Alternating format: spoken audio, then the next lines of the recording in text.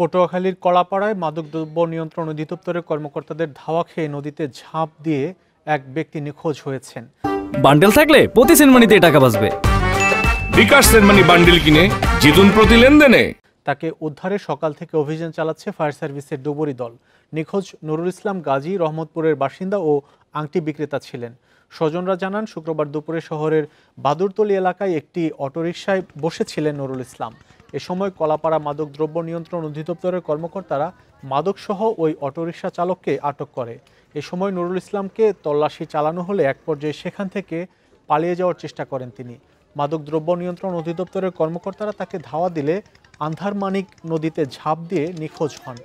সকাল থেকে ফায়ার সার্ভিসের ডুবুরি দল অভিযান চালিয়েও তাকে এখন পর্যন্ত উদ্ধার করতে পারেনি। অভিযানের বিষয়টি পুরোপুরি অস্বীকার করে কলাপাড়া মাদকদ্রব্য নিয়ন্ত্রণের অধিদপ্তরের ইনচার্জ শাহিনুল কবির।